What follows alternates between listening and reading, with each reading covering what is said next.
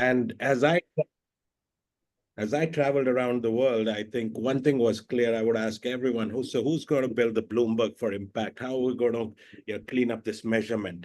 And that is where I found the biggest gap. So our firm is focused on ESG sustainability and impact measurement. And that is why we felt that it was critical that to grow this field, we have to make sure that a new cadre of leader also grows. So we have been big time supporters of the idea that there needs to be a chief impact officer in every company in due course. And therefore, we have created this curriculum for what we believe can empower and enable these future chief impact officers. We're calling this ESG Sustainability and Impact Specialist Program. And we're going to introduce that program and content to you shortly. But welcome everyone again. I'm going to request Corey first to introduce himself, and then Professor Anju Singh, and then we'll kick off. Corey, do you want to go first, please? Oh, certainly. Thank you. So first of all, it's a pleasure to meet everybody. I think I might have met one or two of you, but certainly not the majority on this call. And I look forward actually to doing this work with you. So a little bit about myself. For the last year, first of all, I reside in Pittsburgh, Pennsylvania. I have a small tech lab just right outside of Carnegie Mellon University. But for the last 8 years, I was the Chief Sustainability Officer at Infosys. So really saw the tail end of that journey towards carbon neutrality.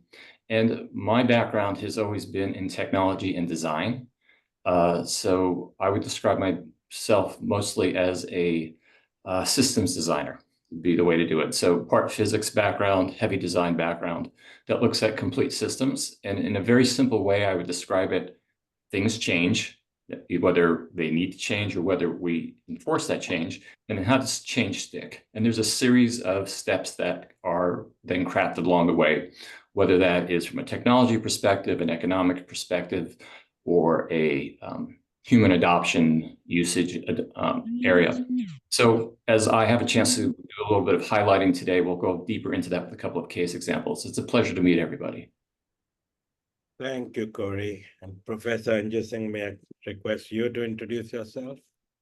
Yes, it's indeed a pleasure to be here and be talking to you. And so I have sort of finished my PhD from IIT Bombay many years back in environmental science and engineering. And after that, I have been associated with NITI. So that was, National Institute of Industrial Engineering, where I started my sustainability journey more seriously. And it's been 23 years now that I've been teaching, training, and consulting and advising in this space. And looking forward to our little interaction today and the course. Thank you. Thank you. And in case you didn't get it, Professor Anju Singh currently teaches at IIM Mumbai. So Anirban is absent. He could not join us, but he was going to be the fourth faculty at the part A of the program. So now I'm going to just quickly bring up a little presentation to introduce this program in a little bit more detail to all of you. So here I go, hold on. So we have two partners. I'm very proud to say that both UPS and Mahindra University were very gracious in saying, hey, look, this is a need of the hour, and we're going to, join hands to take this program, to leaders in the country. So we have designed the 4-day program in a way that 2 days of part A happens, in September, and then people allow it to sink in. Okay, all the knowledge, and then we get together again for 2 days in November. So the program, a little bit unique from other executive education programs. We felt that trying to throw knowledge with a fire hose pipe at everyone is not the right way. Let's kind of spread it out a little bit, and that will allow people to engage over a longer period of time with us amongst each others, so that we will have a higher impact with the participants. The 7 people you see on this slide is the faculty and guest speakers. You just met Corey and Professor Anju Singh. Anirban heads the Sustainability Center at Mahindra University and formerly was the group CSO for Mahindra Group. So practitioner again. Kiran Boyle will join in part B. He's the chief executive for Impact Investing Institute. He becomes the chair shortly and takes over as CEO of the 100X Impact Accelerator by London Stock Exchange a little later in the year. Pratna was the director of CDP, and Manoj Kumar, runs Social Alpha, what I would like to believe is one of the best impact accelerators in the country. He's taken over 54 ventures from literally a PowerPoint plan to market, raising big money and having huge impact. So someone like that who's embedded it deeply. And in his prior life, he was, before being a tech entrepreneur, he had spent a lot of time with Tata Trust and was overrunning a very big collaboration between MIT and IIT, Mumbai, with a lot of PhDs working on many impact ventures. So that's going to be the faculty which you're going to all engage with. Here's how we've designed the program. So the program has 4 modules, literally 4 pillars, and pretty much we have 20 sessions designed. And they have been designed around the idea that, the program has been designed that the participant must, figure out how we're going to design, build, scale, and manage impact in the organization. And in this sense of the word impact includes ESG and sustainability both. And for those that this idea might be different, we had about 2,500 investors globally come together and agree on what is the definition of the impact continuum. And all the investors agreed that impact continuum is a 3-step ladder. Literally, they called it ABC. And these 3 steps are natural progression of each other. The first step, A, for ESG, is avoiding harm. That at least businesses should not do anything to harm the world. B was benefit all, which was around sustainability, and C was contribute solutions. So in trying to do it at the C level, at the impact level, ESG and sustainability are both embedded in this. And the idea is to drive these participants to know the full scale and scope of the impact continuum. So these are going to be the 20 sessions, and their learning objectives between each, so that by the end of the program, the participant, they can write their company's net zero plan or a carbon neutrality plan or a plan to achieve certain SDGs or to achieve circularity, or just to figure out how to organize themselves to ensure their company has better ESG sustainability impact performance in the market as represented through ratings or other kind. So I'm going to pause here and I'm going to invite Corey to take you through, like literally we're trying to do, for lack of a better, trailer, of the program, and so trying to get, 32-hour program into a half-hour, trailer for all of you to get a sense of what might happen out there in the rooms. Again, these will be highly interactive case study driven programs where people will often, kind of divvy themselves into small groups, solve problems, come back and, engage with all of us and each other. So I'm going to ask Corey to talk from one of the many things he's going to do at the program. So Corey, over to you. Thank you, Amit. So for my part of the trailer, I'm going to give you a glimpse of 2 case studies. And what they have in common is really, I think, what many organizations or companies or entities are facing. And it really comes down to the question of materiality and double materiality, of what is centered around the mission of profit for that organization in order to stay healthy and what those obligations are. And then, of course, what is the determination of what is the role of a company or an organization to, let's say, society or to the community, and what are those goals? And without measure and impact, it's very hard, I think, to accomplish either of these, right? And we're very familiar with the financial side, that how a company tracks itself. But as we start looking at the role of an impact officer that looks at multiple dimensions. So once this first case study is actually a little bit closer to detail of a specific initiative, the second one will be a little bit broader. So as we were discussing to prepare for this trailer, and we were talking about the importance of circularity, because that answers part of that question. If you could come up with a circular model on the economy, it starts to allow an organization to answer the questions that I've just put out there. And we had discussed that actually HP is a great example and would be one of the many case studies that we would actually do during the courses. So brief glimpse of HP.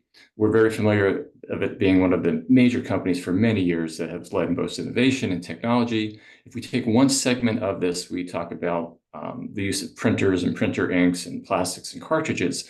So as we think of the challenge or the problem statement, this is where impact numbers make a difference. We know that there are 50 million metric tons are discarded globally annually with e-waste. So big contributor are these printers and other devices, but only just under 13% are actually recycled. A large part of that are printer cartridges and the printers themselves. So how does HP have an impact to start making a switch to, say, making printers that would last longer? That would be one of the ways of saying you don't end up with as much in the landfill, because the printers are actually not being engineered and designed to last for only 3 years, because that's how their economic model worked, that every 3 years you'd go out and buy a new printer. And of course, they're the things that you need for the printer to operate, which are paper and ink and so forth. So if you could switch your economic model that says people are always going to need paper, they're always going to need ink, and if we can make our economic model actually focus on that, then we could make printers that would last 10 years or 15 years, because we're not dependent on those economics, and therefore we're thus reducing the large e-waste situations that are going on here. So they actually had set up a unit, HP Enterprises, that started to look at that problem, and part of one of the classes that we'll teach is this idea of the circularity model. So if we come across to this other side right here, and then we'll talk about the impact of this, if we look at this cycle, when I started my opening statement, it really comes down to change and making change stick. And there are several ways of how do you get to that path. So if we start off first with the idea of innovation and research and development, it's just not a purely technical discussion. It is also an economic discussion. It's a social discussion, and it's many elements coming across there. But you have to, of course, be creative. You have to be quick. You have to have high aspirations of what it is that you're going to achieve. But mostly you have to measure what it is that you're doing and how do you quickly trial and then actually prove this out. So we would know specific areas, for instance, if we want to reduce paper, say by 50%. Wastage. We want to start taking advantage of new digitalization technologies, whether it's AI at this point or something else in the future. It could be quantum computing. How can that help us make better decisions or make systems work in a more fashionable way? It comes down to really this idea that you want to be able to decarbonize. You want to be able to democratize where everybody in the system takes place, and digitalization is key. Ultimately, and so that digitalization can take many forms. And then ultimately you want to be able to remonetize, because if you can't keep it profitable across the whole value chain, then it's going to be hard to sustain coming across there. And we know that now, that when you think about circularity and design, you start out with reuse from the very beginning and recycling as part of your design pattern.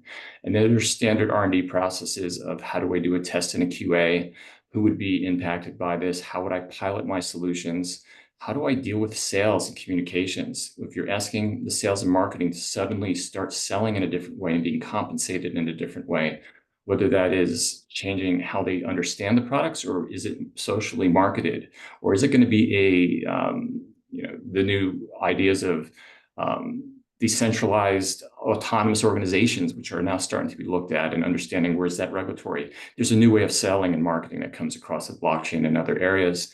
Ultimately, you want to get to performance management. You want to understand how does this empower the workers. So for instance, in HP's model, in 2023, they've already done an impact measurement that just under 500,000 workers have been reached as these new models are starting to come across here.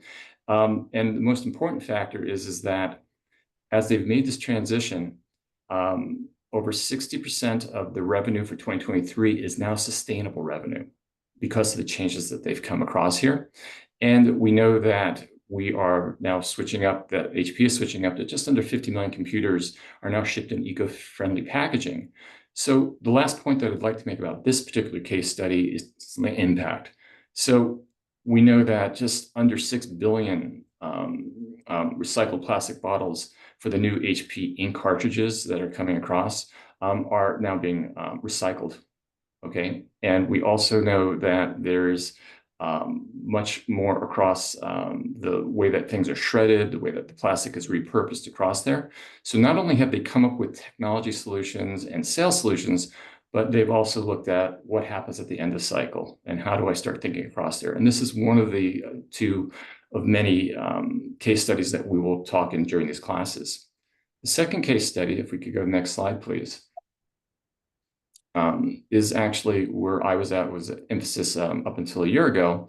And we all, I think, on this call are pretty familiar with the story, or at least the history of Infosys. But I wanted to talk about the same question again. It's about materiality and double materiality. And maybe both of these organizations came out at different cycles of their existence. HP is a much older company coming across and had a different pathway. But Infosys, if we look at this little, like I call it the river graphic, you look at this swirl here that's starting in 2011, Infosys had reached a point of growth in the industry about 2009. And in 2011, they decided that as they had to start thinking about scaling, of changing what that model was, what was the company going to be? Is it going to be a pure technology company? Is it going to be something more towards society? As it had to grow, it had this opportunity, and the leadership really started to recognize that just like we as professionals look for mentors, they actually approached the UN and experts around the world and said, what would a company that shares this responsibility, both from a technical perspective, a profit perspective, a society perspective, what would that look like? And what could they do? So they actually had discussions for a couple of years, and they came up with an ambitious plan. And what's key about this is you set high ambitions, and then you use science-based targets to measure across there. And there are many goals and firsts that were achieved off there. I'm not going to read all of these off here, but having the first buildings, for instance, that used radiant cooling technologies, they actually re-engineered products, in this case from JCI, that were in the buildings and found a way of making them 30% more efficient. They started to create their own renewable energy reliability sources, whether that was building solar fields or understanding how to properly negotiate PPAs properly across there. And they've had many firsts that came across here. What was key to this particular solutions was, what was that pathway to carbon neutrality? They had set that goal. And they said, what is in our control? What are our biggest factors? The first biggest factor is a lot of new buildings had to be put up. A lot of tech campuses needed to be created. In fact, over 50 million square feet of buildings were put up in India. And of course, this is in many countries, actually around the world, as you would know, and it's over 300,000 people. But as they started to say, how can we make smarter buildings, whether it's IoT enabled, whether we can put our own energy sources in, whether they are using great technology solutions, he said, let's make buildings that have top LEED status, platinum LEED status. So now 26 million or 50% of that square footage in India alone is the top graded LEED platinum. If you're going to build, let's build it right. Secondly, how do we do renewable energies? Let's try putting up our own solar fields. In this case, we focused on Hyderabad, and we were able to now achieve 100% of renewable energy sources through there. And then, of course, you can't do it all yourself. So how do you negotiate that PPA agreements with the local, regional, and also at global levels? And then ultimately, how many of the sustainability development goals can actually be impacted and released? And this all goes back to the ability to measure to come across here. And this is a changing world, right? It's always shifting regulatory. It's very important to have regulatory, or you don't have your targets and you can't be measured properly, but it's a constant learning as you go across here. And it's not enough to just say, I'm now carbon neutral. You have to now say, I'm carbon neutral, I'm profitable. There's a lot of challenges right now in the world for these large tech companies, including Infosys, to stay stable, to continue to do the new technologies and the new services coming across here. And how do you stay on the path to being that double materiality component that really allows for the continued contribution to your community and your society coming across here? So we'll go deeper into this. My classes will really approach it from a systems design approach. How do I look at something if it's economically viable? How do I know if it's technically feasible? And how will I know that humans will actually use what's being created across here? And let's just call it good citizenship. So that's my quick trailer and preview for this part of the session. So with that, I'll turn it back to you, Amit. Thank you, Corey. So there you go. I think you got a sense on how we're going to approach that idea of design. And as you saw in these couple of slides, and I think across those, 20 odd sessions, which I told you, imagine there's about 300 such, so I would probably close to 200 caselets, and then we'll have 4 deep dive cases, but we'll also do concepts.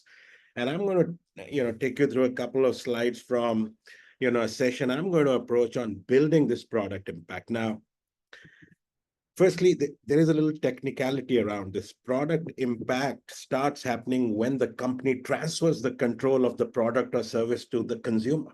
Okay, so from an accounting perspective, you're no longer in control because you've sold a product or service and someone else is experiencing this impact.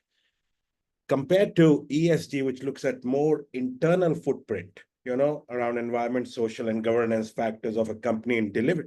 Here we end up studying and measuring empirically what is this impact on the end consumer and how can we maximize it and really build, long-term competitiveness for the organization. So we came up with this, definition that product impact is a function of reach, depth, inclusion, sustainability.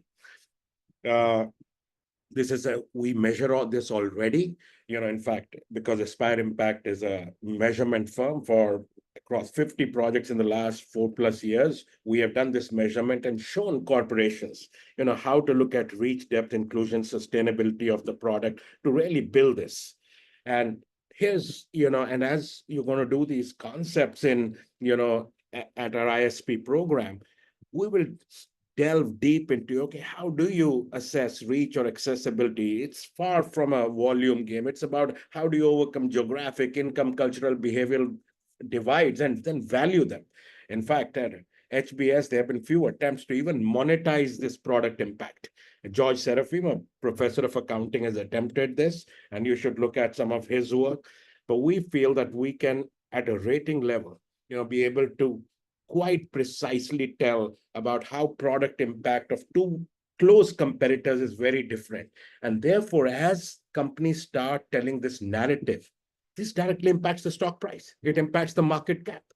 So under reach and accessibility, we're looking at all this penetration, going in, looking at customer archetypes and looking at how does the product get to vulnerable or underserved markets. And it's not just, hey, we'll instead of a bottle, we'll sell a sachet. That case study has been done many times. That this is about having deep impact with these people, their families, with the consumer and the communities. On depth, it is need versus want. How do you make sure that there's depth in terms of not just quality, health, safety, etc., and how do you measure it? And what tools are there to measure this depth? In terms of affordability, absolutely. This is around inclusion. Okay, a company that is able to therefore sell to economically vulnerable sections will be able to report higher impact. And of course, the last one around product sustainability, beyond emissions and waste and reduce, reuse, recycle, end of life disposal, all of those factors get valued. So we have an empirical formula, which we're going to dive deep into during the program. You'll all get to, through exercises before a part A of the program and part B, actually be doing this for your own organizations. So I want you to walk away with the assurance you'll be actually doing this measurement for your own organization, be able to talk to your colleagues. Okay, what's the product impact? And next time we're designing, as just Corey, are we looking at beyond just whether we'll be getting the volumes and profits and gross margin on the product? Can we be thinking about what is going to be the impact we'll be reporting right from the design stage if we were to build this product in the way? For this build session, one of the case studies I'm very fond of is the Nike case study. You just looked at, hey, if someone had to build one printer, how would you rethink? But Nike for 5 years has been publishing its impact report. It's not required by law, it's voluntary. And look at the advertising. For every product, now they have a whole portfolio of product. If you look at this advertisement on the slide that you can see on the 75% recycled polyester or blend of cotton and recycled polyesters.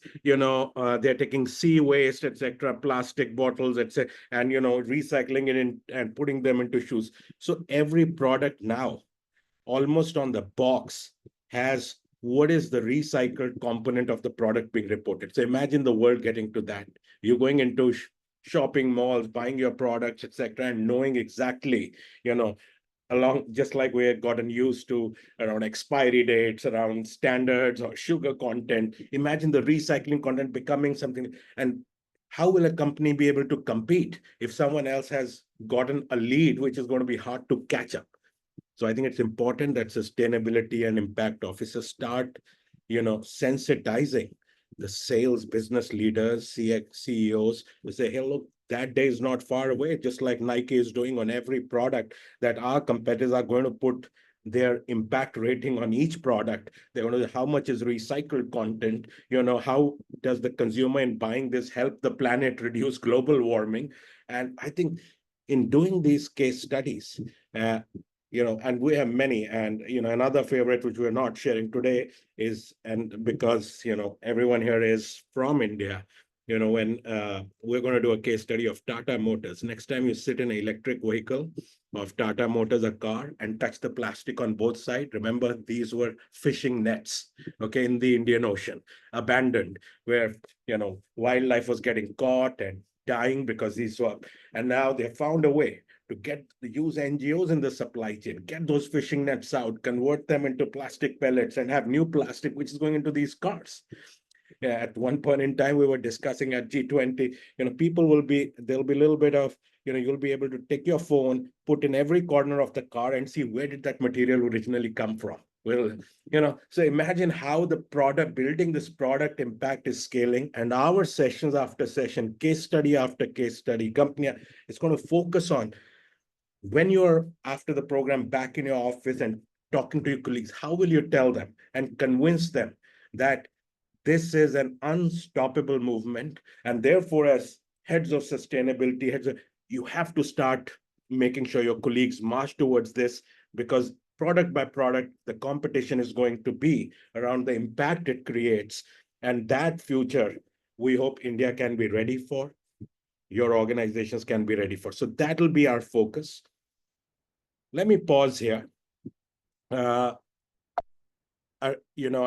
couldn't come, but he would have taken, he's going to be this, he's also the supply chain guru. He would have looked at the supply chain.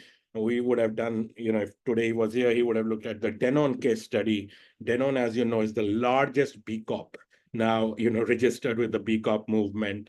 And, Emmanuel Faber, who was the former CEO, was the person who actually, kind of set the foundation on which, Danone has scaled. And just look at the, 20% reduction in scope 1, 2 emissions, 10% in scope 3, in the milk supply chain, 91% is covered, and is being monitored for GHG emissions, etc. And, again, when we're going to look at org structures, we're going to look at all these B Corp, associated mission, which means the memorandum and articles of the company in terms of its impact cannot be changed. So this is what, Anirban would have done, but he could not join. Meenu, just hold your question. We're just concluding with Anju, and then we will have Q&A. And I'm going to request Anju to talk a little bit, as she's been researching BRSR extensively, I know. But Anju, over to you. Meenu, we're coming to you. Okay. Yeah. So, like when I'm teaching, I had, initially GRI, and companies have to look at their reports every year. I had to look at it every quarter, because every quarter it was getting updated. Something or the other was changing in GRI. And it was going very smoothly. Sustainability was understood. Companies were reporting. And suddenly the investors came in, right? And then there were a plethora of all kinds of different standards, different reporting. And, it was the investor lens of looking at sustainability. So there were, and money involved in that. So they were reporting, there were so many reporting agencies which came in, they started reporting, and then all those scores, and then investors took those scores, and then they had their own formula, and then they interpreted sustainability to interpret risk and to interpret how much, where to invest and where not to invest. So that's where the complexity started. Before that, so it is still sustainability. So GRI had very little on governance initially, and it was more on economic, environment, and social. And then it shifted because of Satyam and so many other incidents that happened. Because of that, they shifted their focus on governance, they shifted their focus on supply chain, and so many other things. And that is what was picked up by investors, ESG, right? And so we have, integrated reporting came, which was, I thought, was a real giant step forward because it talked about value creation, it talked about strategy, it talked about bringing everything into the same core business. And then we also have BRSR, which came in, which is like 3,000-4,000 columns of data. Looks very simple, 9 principles, few questions, but it's not few questions, it's a lot of data that's being asked and is being reported. And we've been studying those reports, 1,000 reports, for quite some time now. And there are some very interesting insights into what's happening in terms of how the reporting is going sector-wise or overall. There's some very interesting insights there. Then also came SASB, and they came up with 79 sector specific reports. So that was like, that was amazing. And CDP is, as we all know, has been excellent, I should say, in terms of reporting on carbon. So they have made most corporations, which mattered, report on carbon, and their contribution is immense in that. And then we have, the TCFD, which came in relating climate and financial disclosures. And then we also have SBTI, which is science-based targets. So looking at how to set the targets, that's important. Then these EU standards, there's a lot of change happening that side. Then we have the B Corp and Aspire Impact, right? So they're talking about the impacts, and like it's been happening now slowly that we are all talking about impacts. When it started with LCA, impact on health and environment, then we have the social impact, then we have the organizational impact, because that's important. And how the impacts are created, how these impacts can be positive, how the negative can be minimized, and so on. So this is how there is an evolution that's going on. And as in financial reporting, it took about 20-30 years for things to settle. It'll take some time for things to settle down here also, right? So can we move on to the next slide? Yes. So this is one of my favorite, you can say, companies. And Yuan Choi Dart is one of my favorite, founders. So I start with interface, which is like, a standard company, not looking at anything other than compliance as far as sustainability is concerned, and then totally transforming to something very different, So that's interface. And then you have Patagonia, which is started by mountaineers. So he's a mountaineer, mountain climber, and he had, didn't have any money, used to make platoons to be able to climb. And then one day he got some really nice clothes from somewhere, and he started wearing them, and everybody started appreciating. So they said, oh, we can make money out of this. So they made money to climb mountains. And so he started selling those clothes, and he and his friends, worked in that area. And that's how Patagonia came in. And why they stopped the platoon business is again another sustainability story. How they basically led their business. So he said, there's some very interesting things he has said. So he said that, I know it sounds crazy, I'm quoting him, but every time I have made a decision that is best for the planet, I've made money. Right? There's another quote, every time I'm stumped with a business problem, the answer is always increase the quality. Right? So this is someone who's really worked closely on sustainability. He's using his business to be sustainable. So then many things that were done in Patagonia, which changed, which was very different from other companies. Increasing awareness of their own employees about sustainability. They were not hiring regular MBAs. In fact, they were hiring people who were interested in outdoors because they thought MBAs came with with a very you can say firm mindset, and they wanted people who could be transformed, who were outdoor people, and those people can be taught how to do business, but people who have come with a set way of doing business cannot be taught how to be sustainable. So something like that. And then he of course compliance was all taken care of, and then they had a lot about consumer awareness. They came up with a jacket with an ad which said, with a jacket, their jacket said, "Don't buy this jacket." Okay. So, and that was a full 1-page ad in a newspaper. And that ad talked a lot about how do you increase awareness in consumers about your products. Because a lot of, they knew that a lot of their impact is created by the consumers, not by the product itself, right? If you compare the two. So how do you continually on a day-to-day basis consistently improve the awareness of your consumers when it comes to sustainability, right?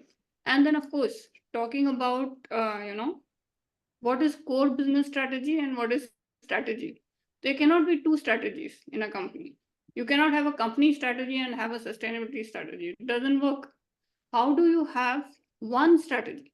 So this I can say with a lot of assurance, because we have a PhD who's worked on, if you have sustainability in vision mission, if you have sustainability there, how much it percolates down to every action. And if you don't have it like that, how different the corporations behave. So, these are some of the things we will discuss. This is just the tip of the iceberg. There are a lot of very, very interesting insights that we will talk of. Thank you. Thank you, Anju. Yeah, you had a question, so everyone, both, Anju, Corey, and I are available for some Q&A here. We're hoping many of you would be joining us for the main program, but go on, Meenu, you raise your hand first. Yeah, my question was around, I'm sure there must be, but this is just a glimpse of what will be covered in the course. The banking or financial sector and their sustainability, the BFSI sector, will that also get covered in this?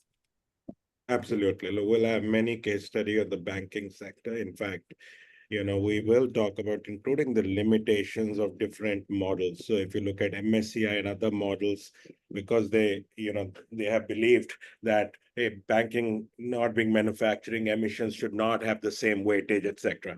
So how these weightages play off to create ratings and how the ratings can sometimes be misleading, we're going to dive into all of that too. Okay, and then how as new models come out, how banks are still on the line. Just to give you an example, the HBS product impact case study found that State Bank of India, our largest bank, this is 2-3 years ago, they had 99 million net profit that year. State Bank of India, dollars, 99 million, and just the environment cost. Okay, and they used whatever was the rate of carbon per ton and exchange, just that was 225 million.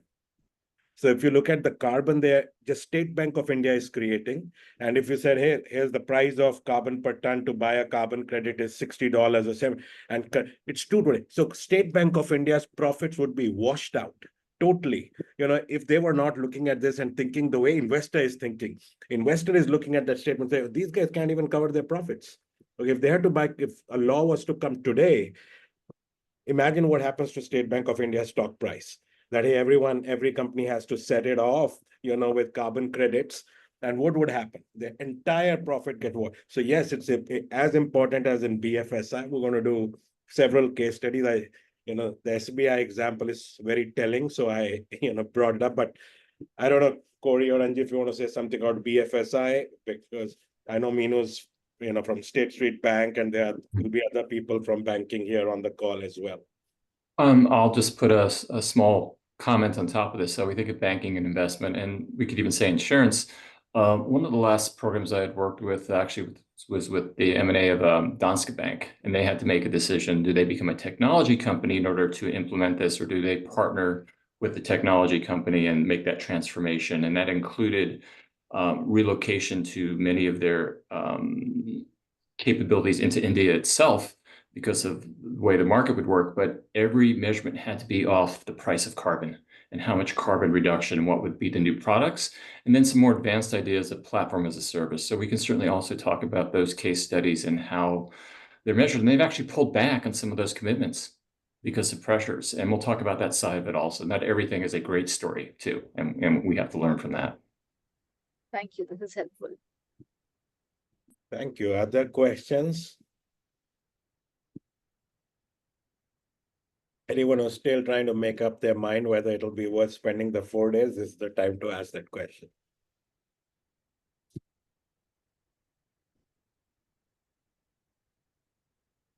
I guess I would say that I am looking forward to the 4 days because, we live in this world where we're constantly asked to look at things, but being in person and working side by side with you, we're going to learn more from you than you're going to learn from us. I mean, that's just the way it works, right? So this just will not be oh, look what we know, or here's recommendations. I really hope this is a joint collaboration of discussion and really trying to look at things together and use your expertise as much as we can as we do this together. So I'm looking forward to it. That's what I would say. So just as we close, we spent 4 years building this curriculum to get all these cases, including the deep cases where we had to interview CEOs and, just amazing stories. At the part B, we're going to do a detailed deep dive of a company in America. It's called FIFCO, a beverages company. We'll do all kind of sectors, deep dive into, Infi, a tech company, and there's a amazing, case study of how Ramon, the CEO for 15 years, was being criticized. So the company is headquartered out of Costa Rica, but has huge footprint in both United States and all of LATAM. They are one of the biggest bottlers for even Pepsi and Coca-Cola, and they do beer, and they have hotel chains with Marriott. So largely into beverages, but a little bit of a. And at one point in time, given the obesity issues in the Americas, he was getting threatened, by the health ministries and, look, you are killing the people, look at the average weight, etc. In these countries, there were stats. He had to do a total product redesign, and, there were about at least a few thousand SKUs. And he gives an example of how he did a total redesign in terms of sugar content, all kind of content to all the beverages. And he drove 3 trucks to the health ministry, 3 full trucks filled out, and said, test all of these now. I've changed this thing. These products are, way, way better for people. And, he's still, he has a monopoly in Central America, but, people do that thing. He personally gives a great example, etc., of saying, okay, look, I did all products redesign, not just 1 or 2. Okay, so as you think about it, because health ministries will come and soon criticize things, okay, and it will happen in every part of. So we'll have all these cases from all over the world.